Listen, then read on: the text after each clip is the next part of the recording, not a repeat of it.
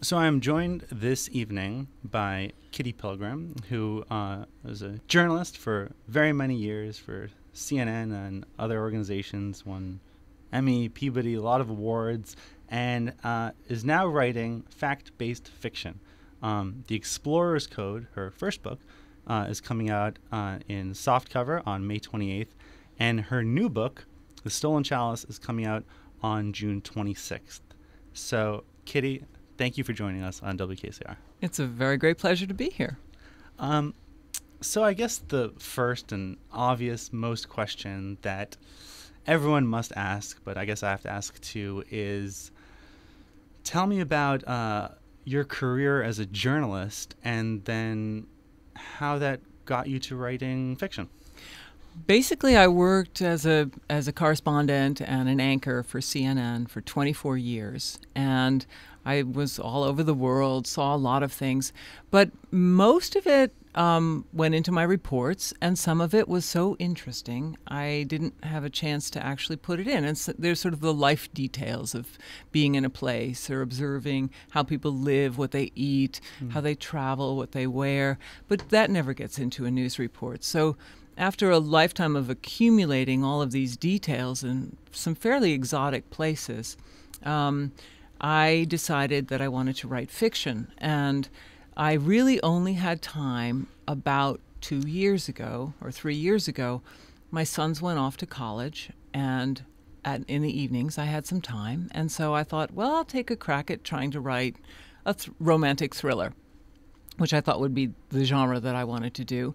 And I started to write it, and it became really amusing and engrossing, and I realized I could share so many of my observations about how people live in exotic places, and I enjoyed it. So I finished it, and it was published. So that's the short story.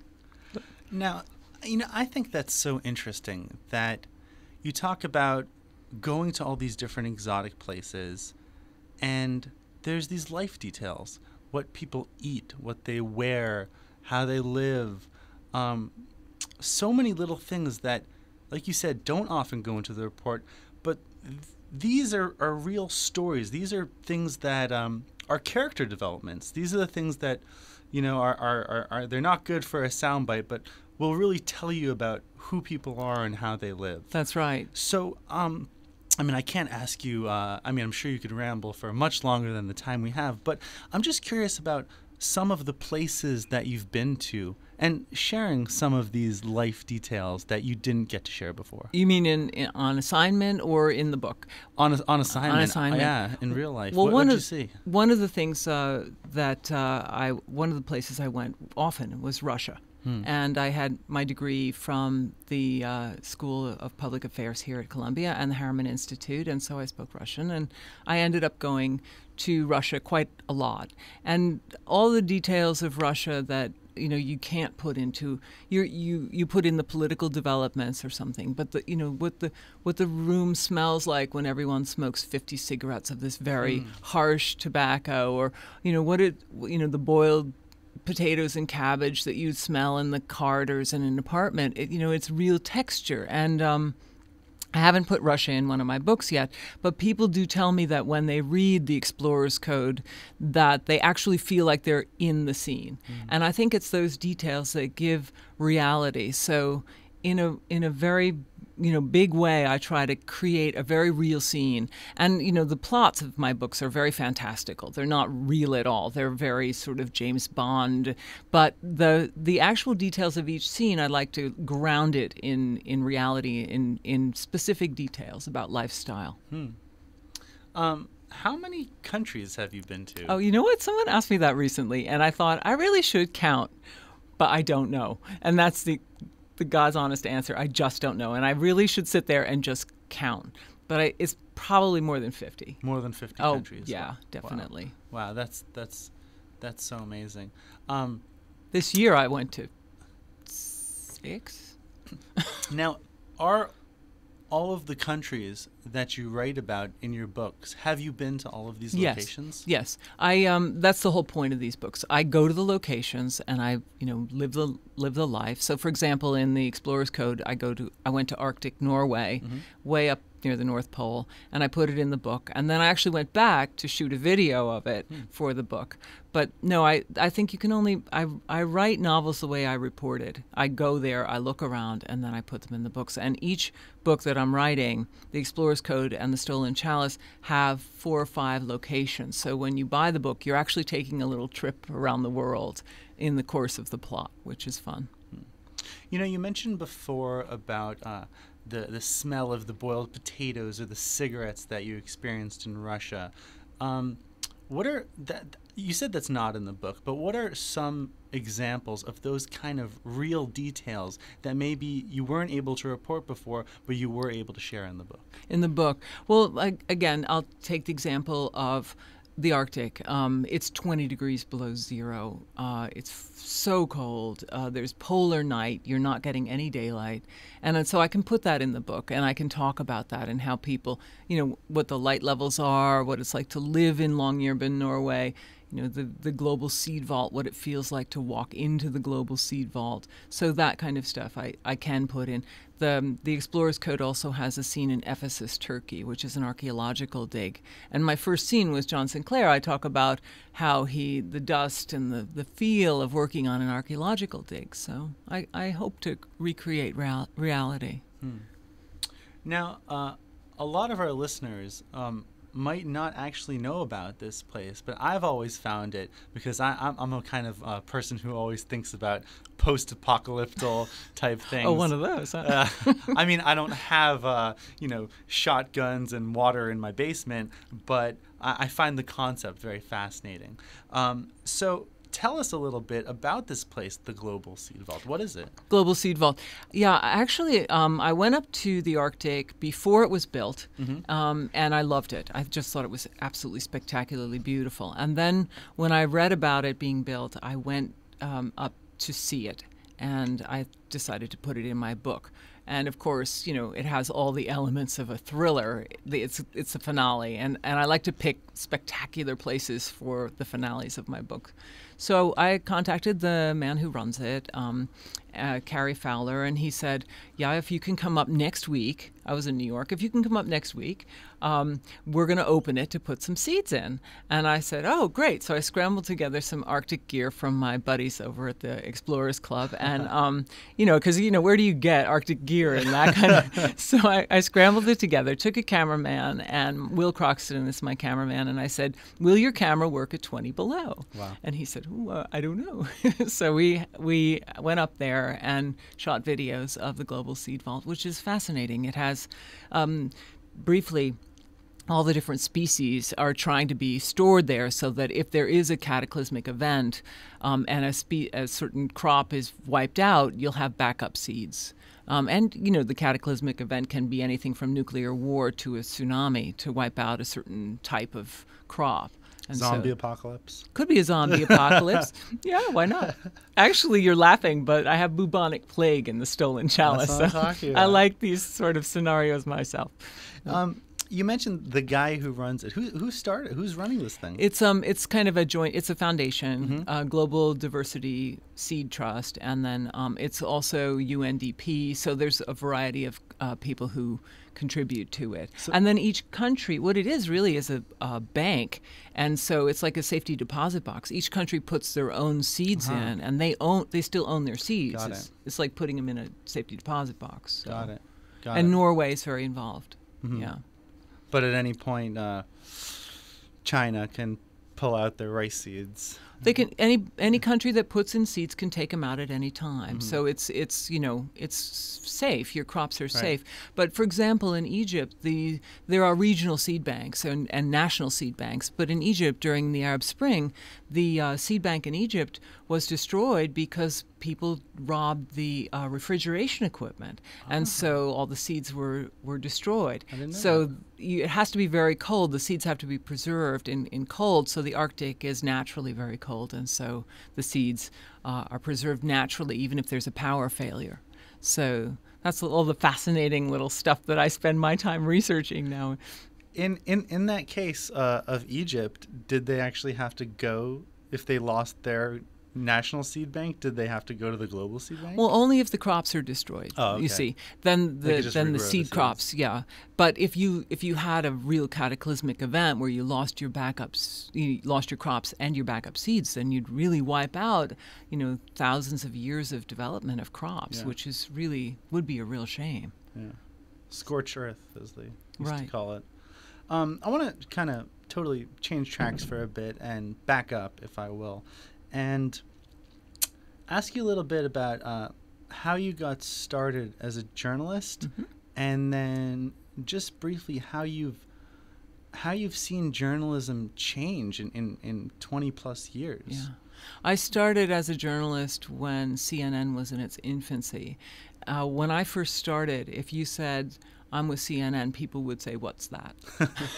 Well, cable's only been around for Yeah. so long. But I actually was working at the U.S. mission to the European community in Brussels on a graduate internship and was thinking about going into the State Department. And someone asked me to come down to lunch in the cafeteria, and I went down, and there was a monitor with CNN on it, and it was an international feed at that time. It wasn't known in the U.S. domestically that much. I watched it for about 20 minutes and decided on the spot that these people were doing what I wanted to do. They were going places and reporting things, and that was what I wanted to do. So upon return to the U.S., I just went straight to CNN and interviewed and kept at it until I got a job on the overnight shift, typing the fonts for $11,000 a year.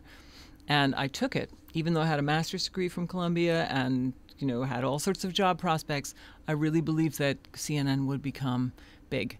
And I knew that the vision that they had was really the vision of the future, this global communication. It was the real infancy of global communications, what we're seeing now with Twitter and Facebook, and it really was the very, very beginning. Yeah.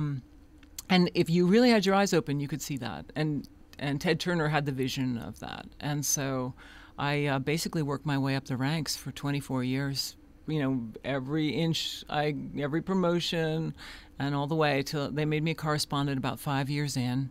And then I started to really move around. I was lucky enough to have some Russian experience, so right at the right time, collapse of the Soviet Union, I was ready. I had an interest in Africa. I did some early African reporting. So, the right place, right time is definitely in that equation. But I grew along with the network, and I had a great career there for 24 years. Went all the way up to primetime anchor, had my own morning show. Basically did everything that you could do in a broadcast. And are you still with them, or are you? No, I retired about a year ago, and I really wanted to devote full-time to my books, and I'm very active in foreign policy, so I wanted to devote more time to studying specific issues and to go to places like Egypt when there wasn't particularly a news event happening, to do more in-depth looking around, so that the deadline of filing a story wasn't hanging over me every minute. So it's a good way to go deeper in foreign policy. Tell me a little bit more about that. I'm curious. What are the type of things that you discover having been a journalist, knowing how to scoop up a story, but being on the tourist visa and having all the time in the world to just saunter the streets? How is that experience different, and what more do you learn? It is different because of the turnaround deadline pressure that you have when you're a journalist. You're talking to people, and you are going very deep when you're trying to report, but you don't have time to sort of hang out.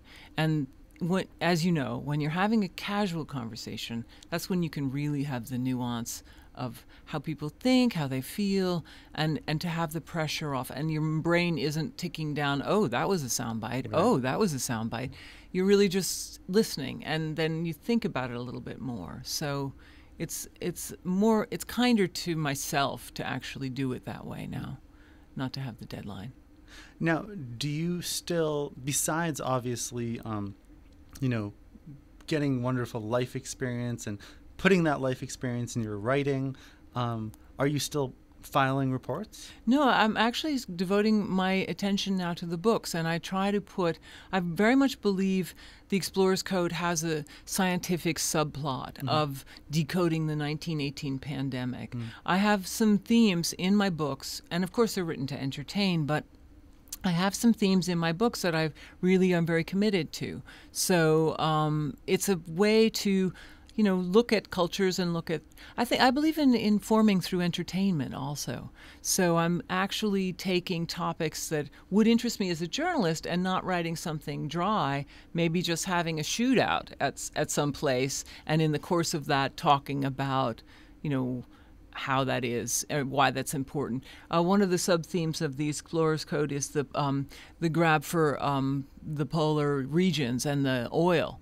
And, you can do a very dry piece on that, or you can put that as a subplot in your book. And when people read it or hear it, it's the same information. It's just in a different context. Right. And we're talking about like Greenland, Canada, right? Can we just talk so we inform our listeners about that grab for the polar yes. lands? Well, there's a great debate over the Denmark, I think, is also the involved. plates and how the plates are underneath as the sea ice recedes. Let me explain this coherently. Yeah. As the sea ice recedes, this area will be available for drilling, but the real contest is who owns what part of the Arctic. And so there's a real debate over, does Russia, does Canada, does the U.S., where does the territory end? And so this is part of the subplot of the Explorer's Code. It's a land grab in the Arctic to establish territorial dominance over certain areas, and the underlying reason is the oil, the quest for oil. So, but that sounds very heavy. It's actually not that heavy in the book. It's just in there. I just want to talk a little. We mentioned a little bit off mic that I'm familiar with the Explorers Club, and I actually had another member, Ernst Aby, on the show before.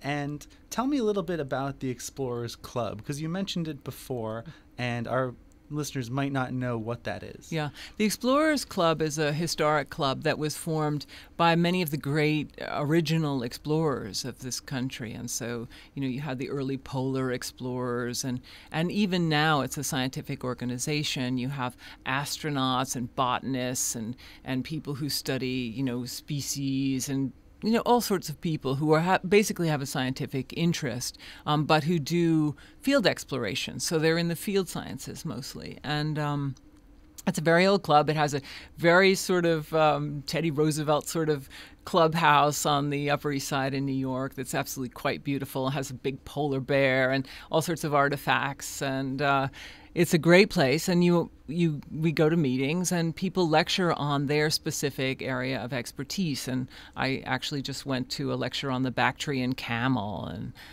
I went to another lecture on the Tamalakan desert. And so if you have this very granular interest in these subjects, you can hear the world's leading expert on some things speak. And it's a great organization. You never know who you're going to sit next to. I remember one dinner I went to, on one side was a guy who ran underwater robotic vehicles to explore the ocean, and on the other side was a woman who was a polar diver. And the conversations you can have there are great. Yeah. Absolutely great. I think they also have a big dinner every year. They do, right? and I always go. It's wonderful, and they have crazy food like tortoise, and nothing endangered, I have to say. Right. But they had cobra this year. They had insects. Yeah, they each hors d'oeuvre was topped with a cricket this time, and they had fried worms, and they do their best to make it exotic. It's fun. There's always an article every time that it's so much fun. Comes around. It's black tie.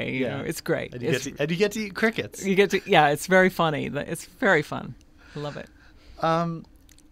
So, do some of these characters, like you said, there are these really larger-than-life real explorers that you're interacting with in your club. Right. Do these type of people influence the characters in your book? I build my characters around scientists because they're my favorite people. I like the way their brains think. And so my main character, John Sinclair, is an archaeologist. My female character, Cordelia Stapleton, is an oceanographer.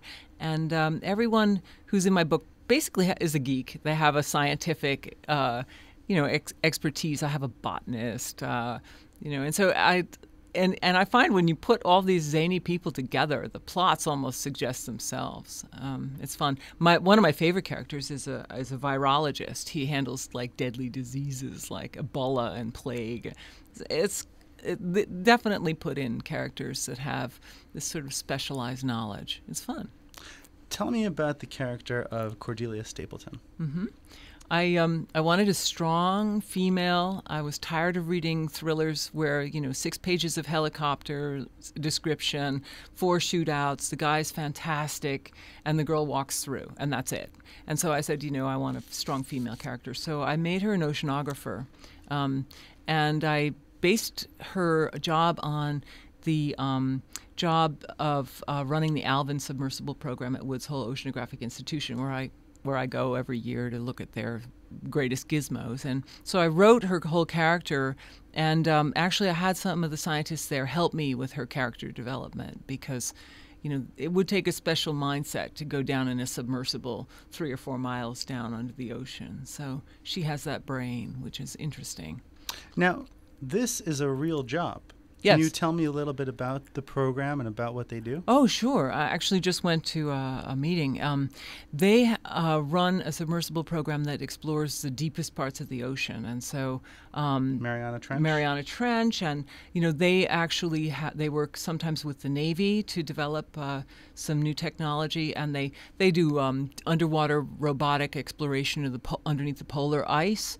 And so the Alvin program is like a submersible. It's like a submarine, only it's not a submarine. It just goes down, and it goes very deep, about 3 miles deep. And I actually often speak to Susan Humphreys, who runs that program, and they are absolute cutting edge on science, on underwater science. They're a fantastic organization, and they're based in Massachusetts, and they're wonderful. I have always found it very, very interesting that we've been to the moon, and we've sent things way tens of thousands of miles into space, but we still haven't seen all of what's on the ocean floor and in all these trenches and stuff like that. I assume you must have a similar passion about the exploration of our oceans. Yes, that's why I made my female character. I mean, really, pick a woman that you want to be is what what a novelist would do. And so I picked this oceanographer. Yes, I think the oceans are our last great frontier. I think that we are not spending enough time exploring the oceans. I wish things were more funded. I wish we had more passionate people going into ocean exploration. It's very, very important, and I really love it. Have you yourself gone to do any ocean exploration? No, but actually it's very funny. I mean, I say no. I'm on a boat all the time, and I spend a lot of time on the water. But to write Cordelia, I took scuba lessons, because I realized when I was writing her that I didn't know all the things that she would have to do. And so I actually tried to train myself as best I could to put myself in her shoes. So to learn what it was like to dive, to learn what it was like. And I actually go to Woods Hole at least once a year to talk to the scientists there and learn what they're doing. So I don't pretend to be an oceanographer. I would love to be an oceanographer, but I do have the privilege of talking to a lot of them. So that's great. Yeah. On a personal note, when I went scuba diving, I only went once, and in the Red Sea, and it was the most magical, transformative experience of my life. It's fantastic. It is absolutely gorgeous. It's another world. It's another world. Well, it's our world, and most people don't realize that we're only on 25% of it. Yeah. And the rest of the planet Earth is what's under that blue water. Yeah. And we don't really know what's there. Yeah, it's beautiful. I spend a lot of time on boats. I do love the ocean. And actually the Stolen Chalice, I realized I was putting in way too many boats. I had to take half of them out. There were all kinds of boats. There are a lot of boats still. A lot of them survived the cut. What do you make of the recent cuts to NASA? And that's a little out of my, range, but okay. It's not talked about at the Explorers Club. I suppose it is. I suppose it is talked about at the Explorers Club. I think all exploration should be funded. There's my books are based on the great Victorian tradition of exploration, which sounds very stodgy, but think about what they were doing in that era, riding camels and, going out into places that they had no idea whether they could come back, they couldn't communicate. I mean, when they had that much time and that much energy and that much resources to explore in those days, why are we not doing it now? So, I can't speak to exactly the NASA cuts, but why aren't we exploring?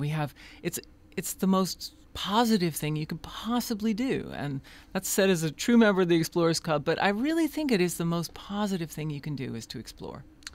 As an explorer, what I know this must be a hard question, so just give me any sort of answer, but what was one place that just share one experience of going somewhere that was just so different and so fantastical that really, taught you something unique, something that our listeners here will never be able to experience? Oh, gosh, I don't know. I think Polar Night. I think I would have to go back to Polar Night. That you don't understand Polar Night until you stand there and realize that you're never going to see the sun. It's never going to break the horizon. And the moon is going to go around in a little circle over your head. And that's how you're going to tell time of day, depending on where the moon is. And that there's no color because you need sunlight to see color. So there's black and there's white and there's like a sort of gray, and there's nothing in between. So to live in a universe like that in Polar Night, which they where have, people do live, and the sun disappears in October and doesn't come back till March, and that's how they live, is just unbelievably beautiful. It is unbelievably beautiful. It sounds awful. It's 20 degrees below zero. It's pitch dark. But the sort of Zen quality of that is beyond belief. It is, you feel like you're really living on planet Earth at that point because it's so pure. It's so beautiful. So that's something that I did experience. Well, so hopefully we'll get a little taste of it when we read the book. The book does describe that, yeah. I wonder if we can get a little bit of a taste of the book. Would you like me to read? I would love you to read. Well, I'll read a section on John Sinclair, who's an archaeologist, and this is the opening sort of introduction to him. And he is in Ephesus, Turkey, which is an old Roman city. And I'll just read you just a couple of paragraphs. So, Ephesus, Turkey. For the last hour, John Sinclair had been crouched over a fragment of bone sticking up from the earth. With a small camel hair brush, he flicked away grains of soil. "Carl, take a look at this," he said over his shoulder. There was no reply. Sinclair stood and looked around the site. Ephesus was strangely deserted. The silent ruins stretched out for miles in the sunshine, and not a soul was moving among the white chunks of marble. Even the few off-season tourists had left. He glanced at his watch, dustproof, shockproof, well-suited to his work. It was noon. He spent most of his time in Ephesus on his hands and knees in the dust, breathing it, smelling it, and, truth be told, worshipping the ground of the ancient city. He loved the palpable heat that beat down on his back every day as he worked, baking the soil, warming the ancient marble ruins. Sinclair experienced Ephesus through his senses, the smell of the dust, the feel of the warm stone beneath his hands. The carving were clear to him as if they had been done yesterday. He would trace, like a man reading Braille, the Greek and Latin inscriptions on a wall or the secret Christian symbols carved into the marble pavement. In the ancient graveyard, he would handle every bone fragment with a deep reverence, because for him these people were real, and this was a living city. When he walked among the crowds of tourists along the ancient streets, he had no problem imagining that he was walking in the Ephesus of Roman times, along a broad marble avenue trod by leather sandals and resounding with a polyglot of archaic languages. Sinclair realized his passion for the ancient city bordered on the irrational. If he were a superstitious man, he would attribute his obsession to the power of ancient ghosts. If he had a strong belief in reincarnation, he might conclude he was influenced by the memory of a past life. If he were a religious man, he would say that God was calling to him. But Sinclair was neither superstitious nor very religious. He liked to think of himself as a man of science. Kitty Pilgrim, reading from her book, The Explorer's Code. Thank you. I guess, I read on your website that... and I think it's very true, that often the truth and true stories can be even stranger than fiction. Can you share any sort of stories that you've experienced that are simply unbelievable? I have 1,000 unbelievable stories, but I'll tell you one from the book. And when I was starting to research the Explorer's Code, I wanted to do something on the 1918 pandemic because it was so utterly devastating, and we've so managed to forget it, so conveniently managed to forget it, and it's such a specter hanging over our society now. And I'd done a lot of reporting on SARS and avian flu, and I had done a lot of basic CNN reporting on some of these contagions, and I knew just how dangerous they were. So I went back to look up all the old records on the pandemic of 1918, and the death toll on that was enormous. And the fact that young people who were 18, 19, 20 years old were more susceptible to the disease than older, weaker people, because your body would turn on itself. The stronger you were, the stronger it would be able to get a hold of you and make your body turn on itself. And when I started to read some of these facts, it really fascinated me. So it is, the 1918 pandemic is a subplot of the Explorer's Code. And the whole idea of how they got the genome of that, they didn't have a sample of it because it was so long ago and everyone had died. So scientists wanted to know just exactly what this pandemic was so they could prepare for something else, but they had no sample of this. And the samples that were preserved by the military, but they had incomplete DNA. So there was a global quest to find the DNA of the 1918 pandemic, and the only place you could find it was in a cadaver. And so they had to exhume the bodies of people who died from the 1918 pandemic and try to reconstruct the genome from samples of tissue that they took. That is stranger than fiction. That is real. And that's in the Explorer's Code as part of a fictitious plot. The things they went through to get these samples are crazy. But the actual scientific curiosity to put yourself through that, to find the victims. A lot of the victims were buried in lead-lined coffins so that they thought they were very contagious, so they put them in sealed lead-lined coffins, which actually helped to preserve the remains, and they could try to get samples from these people. All that's real. They went to the Arctic and dug up, mass graves when a whole village was wiped out. People would be buried in a mass grave very deep because they were very contagious, and some of those tissue samples survived. That's bizarre, and that's real. And that's the kind of thing that I like to put in the book so that when you read the Explorer's Code, you're getting real facts. You're getting, this is what really happened. But it's part of a fictitious plot line, so it's a very entertaining, thrilling plot line. But that's very much based on fact. And when you get finished, when you cite something from the book, they dug up the bodies to get that's true. You can count on it. I'm not going to make something up. Right. So whereas someone might not read a book about the 1918 pandemic and all these things because they might find that dry, they will learn all of these things through going this adventure. Through the plot. And I believe that's part of the whole mission of this book, to entertain and inform. I think I was irritated by some of the thrillers that misinform people. And when you get all finished, you have a crazy idea of what really happened, and I think, no, there's enough cool things that happen for real that you can put them in thrillers and make it real. So, obviously, you got one book out, you got a second book coming out. I'm sure that you have plenty more ideas of more writing to go. But my final question is, of the over 50 countries that you've been to, where on earth haven't you been and are you dying to go to? Yes. Well, that's a long list, I can tell you. But my books, I basically write down where I want to go next, and then I build the plot around that. So how bad is that? And on my wish list at the moment is Ethiopia. Very much want to go to Ethiopia. I want to go to Iceland. I haven't been there. My next book is volcanoes, so the one after the Stolen Chalice. So I want to go see some of the volcanoes. And I want to go to Chimborazo, the volcano. There are many, many places. I have a list of about 50 places I want to go, and I'll put them in books. Yeah. I'll go there first. I'll report it, and then I'll put it in a plot so that my readers can actually experience it. Wow. So we're not done with you yet. Oh, I hope not. Well, again, the books are The Explorer's Code. That's coming out paperback May 28th, and The Stolen Chalice, which is coming out for the first time on June 26th. My guest is award-winning journalist and writer Kitty Pilgrim. Thank you so much. Thank you. And may I say they're all on electronic versions. So. Electronic versions or wherever fine books are sold. Thanks again. Thank you so much.